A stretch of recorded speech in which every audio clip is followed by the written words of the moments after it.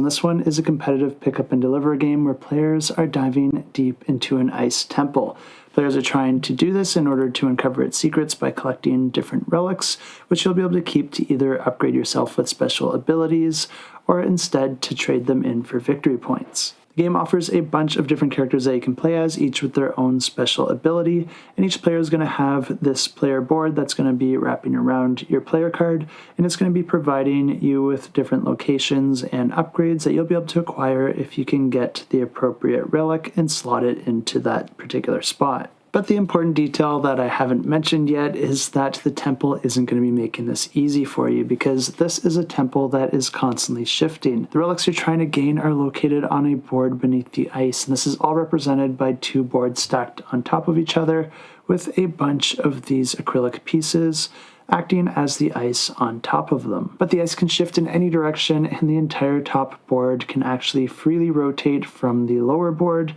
completely changing your position if that happens to occur. And it definitely will, because every round you're going to be drawing these cards that tell you how the temple is going to behave, and this can have a bunch of different outcomes. But then the different abilities that players gain throughout the game will also give them some privileges to manipulating the board in various ways, giving you even more options to help you get to where you need to be, while also possibly preventing your opponents. But on your turn, you're going to be using action points in order to move around on the board, manipulate the board in different ways, use those special abilities, and pick up idols hidden beneath the ice. As I mentioned before, you can slot those into your player board in order to unlock new abilities, or instead you could spend them to manipulate or add cubes to your relic board, and your whole goal here is to try and create certain patterns so that you can complete these various objective cards, which will also gain you victory points at the end of the game. The player who gets the most of those victory points is the winner, and if you do want to check this one out, I will have it linked down below.